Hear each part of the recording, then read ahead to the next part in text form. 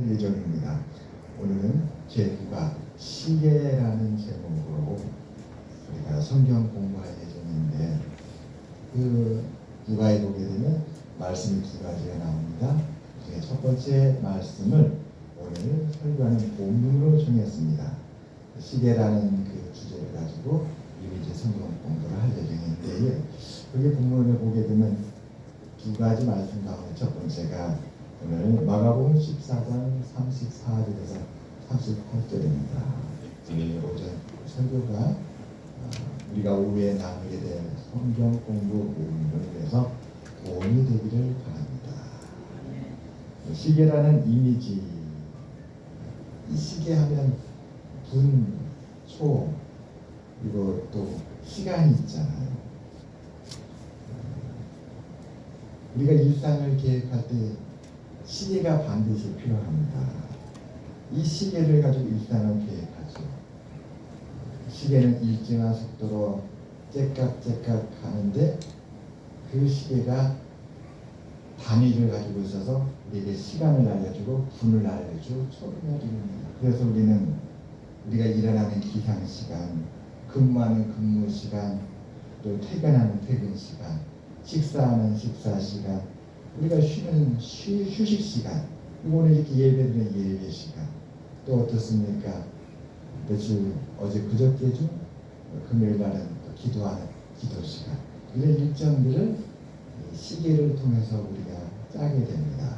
그래서 시계하면 우리에게 가져다 주는 이미지는 시계가 시간을 짜게 하고 그 시간은 우리의 일상의 계획을 세우게 하고 그 일상의 계획은 우리로 하여금 하나님을 바라보는데 성경에도 보니까 하나님도 시간을 따라 계획을 세우고 때를 정하시더라 그럽니다. 하나님은 시간을 보시고 계획과 뜻을 세우시고 이루시는 분인데, 우리 인생에 하나님께서 개입하실 때 하나님은 우리 인생의 때를 정하시고 시기와 목적을 주시고 뜻을 세우셔서 우리를 인도해 주시며 은혜를 베풀어 주시는 것을 우리가 성경에서 보게 됩니다. 고통에도 의미가 있어서 고통의 시간이라, 하나님의 뜻을 순종해야 하는 시기가 있죠. 정말 중요한 것에서는 하나님께서 순종을 해야 돼. 이때는 아주 소중한 순종의 시간이 있습니다. 모든 것은 시간이 해결해 주다. 우리가 그런 일상의 말을 듣습니다. 시간이 해결해 줄 거예요. 기다려 보세요. 조급하지 마세요. 콩이 익을 때가 되면 그 꼬투리가 벌어져서 저절로 벌어집니다. 그때까지 기다려서 힘들게 막 그 벌리려고 하지 마시고, 그때가 되면 털털 털으면 콩이 알아서 다 빠집니다. 그래요. 오늘 말씀에서 예수님은 특별한 시간을 맞이했는데, 주님의 이 땅의 삶의 마지막 시간, 바로 죽음의 시간을 눈앞에 두고 계셨습니다. 그리고 그 죽음은 편안한 죽음이 아니라 뜻밖에도 십자가의 고난을 겪는 고난의 시간이었습니다. 편안하게 죽음 맞이하신 것이 아니라 두 손과 발이 못이 박히고 머리에는 가신떨려를 쓰고 심하게 채찍을 맞춰서 피를 흘리고, 그리고 십자가라는 그 나무에 달리시사 로마 군인이 창으로 옆구리를 찔러서 옆구리로 눈앞에 탁 쏘고 이렇게 고통을 겪으시고 죽음을 맞이했던 그런 시간이 주님 앞에 눈앞에 다가온 것입니다. 그 시간을 주님은 맞이하게 되었습니다. 인간의 존재로 예수님은 이 땅에 오셨죠. 하나님 아들이시지만 인간의 형상을 가지고 마리아의 몸을 빌려서 이 땅에 오셨습니다. 잉태하셔서 이 땅에 태어나신 것이죠. 그런 예수님은 인간의 육체와 마음과 모든 것을 다 그대로 가지고 이 땅에 오셔서 특별히 우리가 보통 우리 자신을 얘기할 때 자라고 말합니다. 자. 우리 한문으로도 나 아자를 쓰죠. 나 아자. 나를 표현할 때 이 아자가 바로 자기 자신을 말하는 아자입니다. 자기 자신 이와 같은 존재를 가지고 이 땅에 오셨습니다. 그런 주님께서 이제 고난과 죽음의 시간이 다가오자 그 예수님의 자아가 심히 고민을 했어요. 그래서 이거 한마디로 말해서 고민의 시간을 예수님은 맞이했던 것입니다. 어떤 깊은 고민이죠. 작은 고민이 아니라 맞이할 고난과 죽음이 너무 힘들기 때문에 깊은 고민의 시간을 갖게 됐습니다. 특별히 주님의 자아가, 주님 자신의 존재가 정말로 고민하는, 깊이 고민하는 자아의 깊은 고민의 시간을 맞이하게 된 것입니다. 여러분 마가복음 14장 22절부터 26절 오늘 본 말씀 바로 앞에 보면 최후의 만찬이 나옵니다. 예수님은 최후의 만찬에서 이렇게 말씀하십니다. 마가복음 14장 22절에 받으라 이것은 내 몸이니라. 떡을 떼어서 제자들에게 주시면 이 떡은 바로 내 몸이다. 이것을 받아 먹어라. 예수님은 이제 곧 주님의 몸이 십자가에 못 박히고 고난을 겪으실 것을 제자들에게 가르쳐 주시는 것이지요. 마가복음 14장 24절에는 이것은 많은 사람을 위하여 흘리는 나의 피, 곧 언약의 피라. 이게 며칠 있으면 십자가에 못 박혀서 피를 다 흘리게 될 것입니다. 고난이 얼마나 아프고 힘든지 피를 흘릴 고난을 예수님께서 몸소 겪게 될 것을 미리 말씀하셨습니다. 그리고 또 하나 이렇게 말씀하십니다. 마가복음 14장 27절부터 28절은 주님의 이 몸과 피의 고통뿐만 아니라 이렇게 말씀하십니다. 너희가 다 나를 버리리라. 이는 기록된 바 내가 목자를 치리니 양들이 흩어지리라. 그러나 내가 살아난 후에 너희보다 먼저 갈릴리로 가리라. 부활도 말씀하셨어요. 십자가에 못 박혀서 몸도 주시고 피도 주시고, 다시 말하면 몸은 찢기고 피는 다 쏟고 그 고통을 받는데 그것뿐만 아니라 제자들이 다 버리고 도망가고 난 후에 예수님은 부활하실 것이다. 그런데 여러분, 그럼에도 불구하고 오늘 예수님은 겟세마네 동산에 올라가서 깊은 고민의 시간을 갖습니다. 이미 하나님께서 며칠 후에 하실 일, 예수님께서 며칠 후에 겪으실 일을 다 말씀했는데도 불구하고 예수님조차도 겟세마네 올라가서 고민을 했다는 것입니다. 예수님은 우리와 같은 몸과 마음을 갖고 이 땅에 오셨기 때문에 주님의 마음이, 주님의 존재가 고민했던 거예요. 어떻게 해야 이 고민을 해결할 수 있을까? 주님께서 이 고민을 해결하기 위해 택한 것은 바로 기도의 시간을 갖는 것이었습니다. 기도의 시간.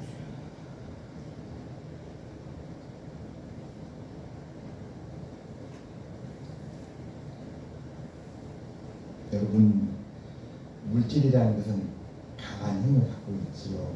저도 어제 경인중학교에 우리 장경호 목사님 신무하시는 교회에 초청을 받아가지고 여러 목사님들과 함께 오찬을 했습니다. 그분이 어떻게 사역을 했고 그분에게 배울 점은 무엇이고, 이제 그분도 곧 은퇴하실 텐데 후배 목사님들한테 꼭 말씀해주고 싶은 것에 귀를 기울이기 위해서 갔던 것입니다.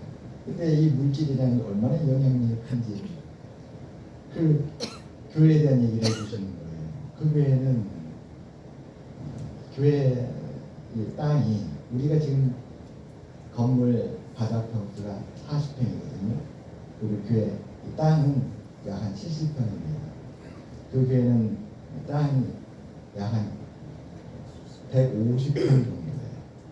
땅이. 그러니까 우리 교회 한 2배에서 조금 더 되는 거죠. 우리 땅이 70평인데 2배 하면 140평인데 거의 한 150평 되는데 조금 더 되는 거죠. 건물의 바닥평수 우리가 40평인데 거기는 90평에서 100평 정도. 한 2.5배라고 보면 됩니다. 1층에는 필로티로 주차실이 있고 2층에는 교육관과 목양실이 있고 3층과 4층을 합해서 본당입니다. 본당에 장의자가 있는데 제가 세어봤어요. 몇 명이 앉을 수 있나. 한 200명 정도 앉을 수 있는 장의자. 넓게 봐도 200명에 사실은 한 180명 정도 앉으면 될 것 같아요. 그러니까 우리 교회 장의자 다 하면 한 60명에서 70명 정도 앉습니다. 2.5배인 거예요. 그리고 5층에 식당이 있어요. 식당에 가니까 그 크리스탈 샹들리에가 4개가 보여요. 그리고 6층에 중위층을 해가지고 거기에 카페입니다. 거기에 앉으면 옆에 주민센터도 다 보이고 저 멀리는 산도 눈앞에 쫙 펼쳐 있고 아주 뷰가 참 좋습니다. 물질은 우리에게 큰 영향을 주는데 그걸 보고 나면 그 교회가 너무 부러운 거예요. 근데 우리의 마음이 이렇게 연약하다는 거죠. 근데 어떻습니까? 그 교회 성도들은 어떨까요? 서울에 있는 사랑의 교회 가면 그 교회는 한 10배 이상의 그런 우리나라 서울의 최고의 교회 아니겠어요? 그 교회가 어떨까요?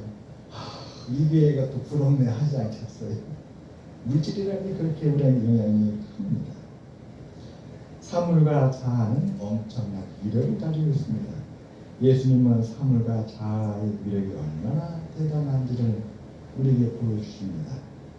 예수님의 마음에서 십자가의 죽음을 피하려는 욕구가 일어난 것을 오늘 보니까 예수님은 십자가의 죽음과 부활이 하나님의 뜻임을 저희들에게 알려주어서 내가 이 며칠 후면 피를 쏟고 내 삶도 다 십자가에 내어줄 것이고 그렇지만 그것이 끝이 아니라 나는 부활해서 갈릴리 바다에서 여러분들을 만나게 될 것입니다. 그랬음에도 불구하고 예수님의 마음속에 오늘 하나님 앞에 나아가 고민하며 기도를 하는데 하나님 이 고난이 내게도 지나가기를 원합니다. 이렇게 고백하는 거예요. 마음에 아픔에 대해서 고통에 대해서 죽음에 대해서 우리와 똑같이 고민하시는 거예요. 그리고 그 죽음이 그 고난의 아픔이 지나갔으면 좋겠다 이렇게 소원하고 있는 것을 보게 됩니다. 얼마나 예수님들 힘들었을까. 하나님의 뜻이기에 아니라고 하나님 제 욕구를 제 마음에 이 고난과 죽음에 대해서 피하려는 것들을 하나님 아버지 물리치게 해주시옵소서. 이렇게 물리쳐야 되는데 물리치지를 못하고 이러한 바람이 있는데 하나님 이 바람을 하나님께서 들어주셨으면 좋겠습니다.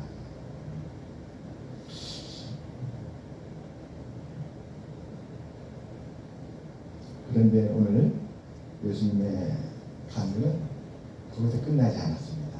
그래서 오늘 말씀이 우리에게 중요합니다. 여러분 오늘날 우리는 어떤 세상에 살고 있는가? 물질적인 정신 자세와 성공에만 집착된 그런 정신 자세를 가진 오늘날 세상은 우리에게 아무런 가치도 없는 것에 대해서는 그것을 외면하고 그리고 가치가 없는 것은 버리는 그런 세계입니다.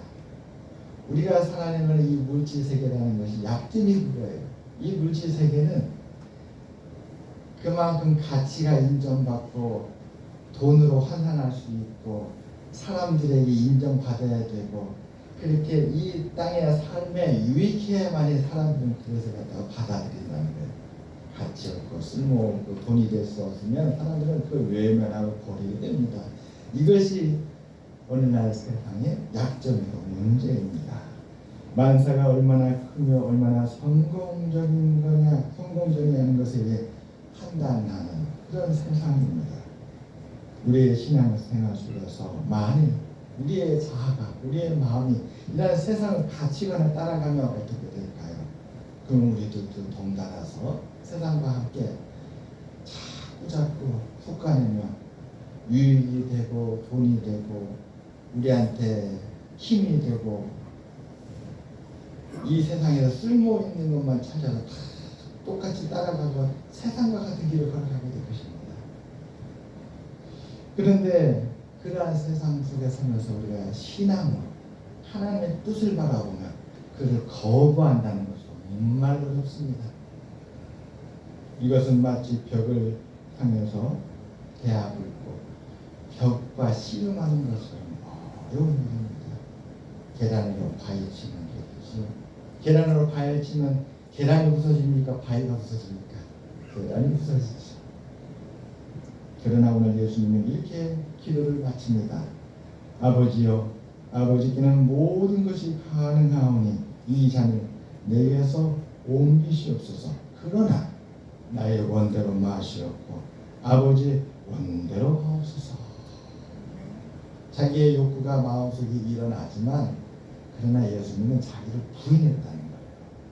하나님, 제 마음에 이러한 바람이 있지만 그러나 나의 바람대로 되게 하지 마시고 아버지의 선하신 바람대로 되기 바랍니다. 우리 자신이 아무리 선할지라도 하나님은 더 선합니다. 우리가 지혜롭게 판단할지라도 하나님은 더 지혜롭습니다.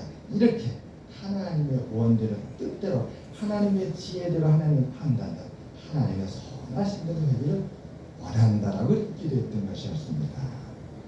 십자가의 죽음을 피하게 하려는 예수님의 마음에서 일어나는 그 욕구에 대해서도 그러나로 시작하여서 자기를 부인하셨던 것이 하나님의 아들 예수님이었다는 것입니다.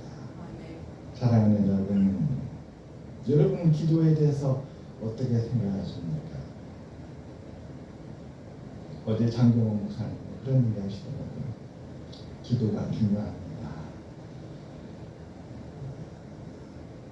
어제도 제 마음속에 순간 다른 사람이 티가 보이는데 가만히 생각하니까 나도 저 사람과 똑같다는 것을 순간 깨달았습니다. 하마터면 상대를 정죄할 뻔했습니다. 알고 보니 나도 똑같은 잘못을 갖고 있는 사람인데 내가 하마터면 입을 열어서 정죄할 뻔했습니다.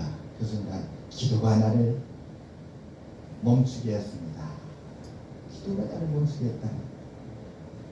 여러분, 기도는 고민을 가지고 하나님께 나아가는 시간입니다. 고민을 가지고 하나님께 나아가는 시간이 바로 기도의 시간입니다. 기도는 그 기도를 들으신 하나님께 자신의 고민을 의탁하는, 하나님께 맡기는 시간입니다. 내가 이것을 싸매고 고민하니까 얼마나 머리통 터지겠어요. 내 이 작은 머리로 이렇게 맞춰봐도 저쪽이 부족하고 또 이렇게 맞춰봐도 이쪽 부족하고 이게 완벽하게 아구가 안 맞아요. 하나님 앞에 나와서 나의 고민을 의탁하는 것이죠. 기도는 은혜 베푸시길 원하시는 하나님을 따라 고민이 하나님의 뜻과 은혜로 바뀌기 위해서 자기를 부인하는 자기 부인의 시간입니다.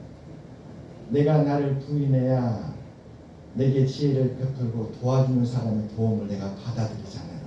내가 나를 부인하지 않으면 나를 위한 것을 받아들이지 못합니다. 그래서 기도의 시간은 하나님 앞에 나감으로 말미암아 내가 나를 부인할 수 있는 유일한 시간이에요.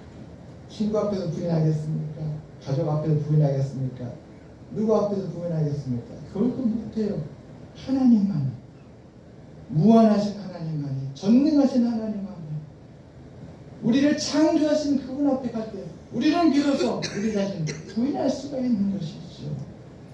우리가 자신을 부인하고 하나님의 뜻을 따를 때 비로소 하나님의 은혜의 일을 합니다. 하나님이 감동하십니까? 우리가 우리 자신을 부인하고 하나님의 뜻을 구할 때 하나님 얼마나 기뻐하세요. 그럼 하나님께 은혜가 임하는데 그 은혜는 우리가 만든 은혜가 아니잖아요. 우리가 계획하는 애가 아니잖아요. 그러니까 하나님이 주시는 하나님의 지혜와 능력으로 주시는 거예요. 어제 장병원 목사님 그런 얘기 하세요. 35년 목회하셔서 이제 지금 건물 그 이전의 건물이 수용이 돼가지고 그 건물을 보상받아서 옮겨야 되는 어쩔 수 없는 상황이었답니다. 그래서 시흥 장현이라는 데로 옮겨오려고 계획을 세웠는데 거기에 종교부지가 나왔는데 옆에 있는 교회가 그 넓은 땅을 차지하려고 성도가 70명인데 70명 다 2차를 넣은 거예요. 그러니까 어떻습니까? 70명의 성도가 다 하나의 교회가 돼가지고 가격을 다 정해가지고 다른 경쟁자가 그 가격을 뚫고 오지 못하도록 70명의 가격을 다 놓아 1차를 넣은 거예요. 근데 이 목사님은 좀 고집이 있으세요. 이렇게 저한테 얘기하는 거예요. 우리한테. 되는 것도 하나님께서 하시는 것이고 안 되는 것도 하나님이 하시는데 하나님의 뜻이면 되고 하나님의 뜻이 아니면 안 되는데 너 70명까지 해. 우리는 나 하나만 넣으시오. 이렇게 장로님한테 얘기했다는 거예요. 그러니까 장로님이 목사님의 뜻을 받들어가지고 목사님 이름만 딱 넣었대요. 그러니까 둘러선 우리 목사님들이 궁금해했습니다. 됐나요 안 됐나요? 절반은 그러면은 될 수도 있겠네요. 하나님의 특별한 역사가 있어서. 그분이 하신 얘기가 안 됐어요. 그래서 그 70명을 입자시킨 그 교회가 그 땅을 가져갔어요. 그런데 놀라운 은혜는 그 다음에 왔다는 것입니다. 그 다음 은혜가 왔는데 저한테 우리한테 그러는 거예요. 목사님들 여기 이 땅은 사실은 가격을 2배를 더 주고 샀고 땅도 그 땅도 좀 더 부지가 좁습니다. 근데요 목사님들 놀라운 것은 앞에 LH가 주차장을 만들었어요. 저 주차장에 차가 100대도 더 넘게 주차할 수 있고 바로 왼쪽에 우리 행정복지센터가 있는데 주일날은 행정복지센터 주차장이 다 우리 교회 주차장입니다. 뒤를 보세요. 뒤에도 주차장이 있습니다. 하나님이 건물 땅 좁게 하시고 땅값은 비쌌지만 주차장을 갖다가 1000대도 넘게 주차할 수 있도록 삥 둘러서 주차장 있는 데를 갖다가 이렇게 주셨습니다. 하나님의 지혜가 상상할 수 없어요. 그냥 하나님의 뜻을 따라서 믿음으로 그렇게 했는데 하나님께서 그렇게 결과가 달라지도록 역사하셨다. 그런 이야기를 해주셨습니다. 여러분 어떻게 예수님은 십자가의 죽음을 눈앞에 두고 아버지의 원대로 되기를 원한다라고 기도할 수 있을까요? 우리가 아는 두려웠을 것입니다. 그 죽음을 어떻게든 피하고 싶었을 것입니다. 하나님 우리 아들 군대 갔는데 해병대 갔는데 세상에 그 위험한 일을 지금 그렇게 하려고 한다는데 제발 해병대만 가지 않게 하소서. 우리 아들 전방에 수색대 갔는데 수색대는 저 민통선 철책안에 들어가지고 지뢰밭을 가기도 한답니다. 우리 아들 거기 가지 말고 후방으로 보내주십시오. 얼마나 그렇게 기도하겠어요. 그러나 아버지 하나님께서 원하시는 것이 십자가의 죽음이라도 저는 아버지의 뜻을 따르겠습니다. 이것이 예수님의 기도였던 것입니다. 여러분 어떻게 하나뿐인 아들의 고난과 죽음을 통해 이 세상과 우리를 구원하신 것이 하나님 아버지의 뜻이에요. 그런 뜻은 거절하고 싶지 않겠습니까? 어떻게 제가 하나뿐인 아들이잖아요. 그런데 어떻게 그 아들을 죽음에 내어주는 것이 아버지의 뜻이 될 수 있습니까? 그것이 왜 세상을 구원하는 길입니까? 거절할 수 있잖아요. 그러나 예수님은 그러지 않았어요. 하나님은 아들의 간구가 있었지만 뜻을 가지고 인류를 구원하는 그 구원의 길을 가셨습니다. 예수님도 하나님의 뜻을 따라서 자신의 죽음을 피하려는 것이 아니라 인류를 구원하기 위해서 자기를 희생하는 그 고난의 죽음의 길을 따르게 되었습니다. 말씀을 정리하고 읽겠습니다. 사랑하는 여러분, 기독교의 중심 메시지는 예수 그리스도의 구속적인 죽음입니다. 세상을 향해 외치는 복음인 기독교의 복된 소식의 중심 메시지는 주 예수 그리스도의 구속의 죽음입니다. 아멘. 예수님은 버림받고 죽음을 당하고 다시 살아나셨습니다. 버림받고 죽음을 당하고 다시 살아나는 이 순서는 우리 그리스도인들의, 우리 신앙인들의 매일매일 영적 생활의 순서라고 합니다. 어릴 들어서 일하다가 억울하게 누명을 쓰게 됐어요. 그때 어떻게 됩니까? 버림받은 거죠. 자기를 구원해야죠. 그리고 기다려야 되죠. 기도해야 되죠. 학부모가 찾아와서 난리합니다. 주변의 원장님과 선생님들도 분명하게 들었다라고 하면서 손으로 지목하고 이젠 꼼짝없이 가해자가 돼가지고 큰 손해를 봐야 돼. 그런데 그게 끝이 아니에요. 그렇게 버림받고 그렇게 억울하게 문제가 생겨서 절망적이 되었지만 거기까지 가야 돼요. 왜냐하면 그들은 아직 하나님을 모르고 하나님 은혜가 아직 임하지 않았으니까. 우리는 버림받고 죽었다 하더라도 하나님의 은혜가 임하여서 우리 다시 살릴 때까지 기다려야 돼요. 하나님께서 CCTV를 틀어서 확인해 보니까 세상이 좀 안 된 거예요. 우리는 그때까지 인내하면서 하나님을 바라고 기도하면서 주의 뜻이, 선하신 뜻이 내게 있다는 걸 믿고 끝까지 그 믿음을 포기하지 않아야 될 것입니다. 사랑하는 여러분, 우리의 매 순간의 삶은 자기를 낮추시고 죽기까지 복종하셨으니 곧 십자가에 죽으시기까지 하셨던 그 예수님을 본받아가면 우리의 대적은 세상입니다. 세상이 하나님을 믿지 못해서 그 세상의 지혜와 능력으로 우리를 압도한다 할지라도 그때 우리는 최후의 우리가 쓰러져서 일어나지 못할 정도로 고통 가운데 있을 때일지라도 하나님을 믿고 믿음으로 기도하며 버티고 그러면 어느 순간 하나님의 구원이 우리에게 임하여서 그 모든 것들을 다 물리치고 승리하게 될 줄 믿습니다. 아멘. 기도하겠습니다. 하나님 아버지 감사합니다. 1월의 마지막 주입니다. 다시금 신기